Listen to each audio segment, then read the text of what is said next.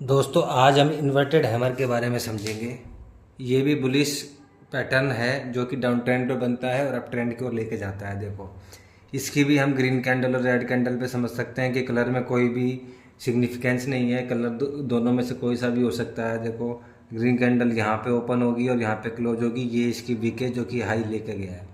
Red candle यहाँ पे open होती है और क्लोज यहाँ पे होती है। अब देखो डाउन ट्रेंड में ये कैसे फॉर्मेशन होता है कि यहाँ पे सेलर्स माल बेचते जा रहे हैं, बेचते जा रहे हैं, बेचते जा रहे हैं। सडनली ये कैंडल बनती है और यहाँ पे सेलर जो होते हैं, सिग्निफिकेंस सेलर का यहाँ पे ख़त्म होता जाता है और यहाँ से बायर्स जो होते हैं वो एक्टिवेट होते हैं और देखो कैसे प्राइस शूट अप करके जाता है।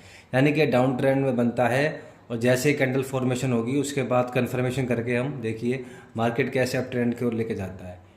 इसमें हम कुछ थ्योरेटिकल एस्पेक्ट्स पढ़ लेते हैं। देखो यह भी डाउन ट्रेंड के बाद का बुलिश रिवर्सल सिग्नल है, यानी कि ये जो डाउन ट्रेंड के बाद बनेगा। हमेशा ध्यान रखना है कि जो इन्वर्टेड हैमर है वो तभी इन्वर्टेड हैमर की सिग्निफिकेंस है जब वो बॉटम पे बनता है। यदि ये बॉटम पे नहीं बनेगा तो इसकी कोई भी सिग्निफिकेंस नहीं है इन्वर्टेड हैमर के रूप में।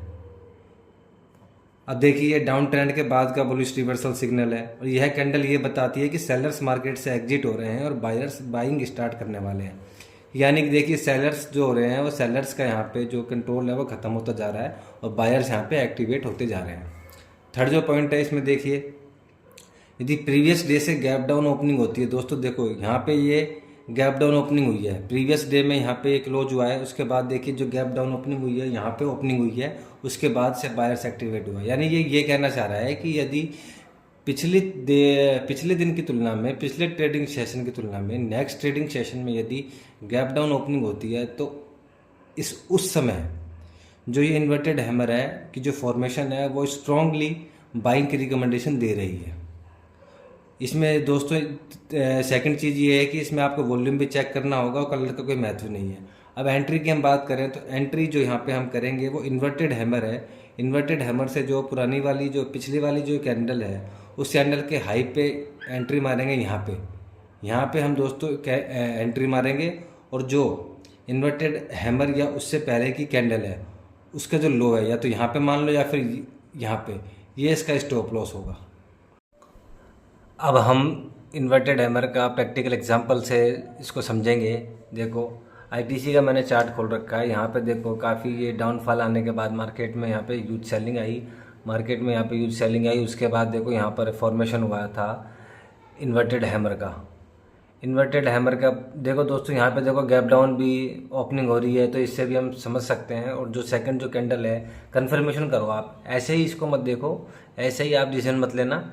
इसमें देखो ये इन्वर्टेड हैमर बन गई, इसकी जो विक है वो इसकी 2 गुना से ज़्यादा हुई, 2 गुना से ज़्यादा के 2 गुना के बराबर है। आप ये मानो थोड़ी सी इसमें नीचे की ओर विक निकल रही है, इससे कोई मतलब नहीं होगा। तो आप देखो यहाँ से ये हमने, और जो इसकी जो सेकंड कैंडल है, इससे भी जो सेकंड कैंडल बनी है इसके अलावा बाद की, वो इसके हाई को ब्रेक कर रही है, यानी कि वो ऊपर में क्लोज हो रही है। तो ये कन्फर्मेशन हुआ। अब हमने यहाँ पे एंट्री करी। अब ये जो प्राइसिंग है ये देखो 261 प्राइसिंग है दोस्तों। 261 से अब आप ये देख लो कि 2 महीने के भीतर ही देखो यहाँ पे प्राइस पहुँचा था, कहाँ पर 322 पे, तो लगभग 60 पॉइंट्स का मूव। इसी तरीके से आपको जो कैंडल्स का है फॉर्मेशन समझना होगा और किस तरह से कैंडल हमें बेनिफिशियल होती है। कैंडल्स के साथ साथ हमें इंडिकेटर्स का भी ध्यान रखना होगा, सारी चीज़ों का ध्यान रखना पड़ेगा।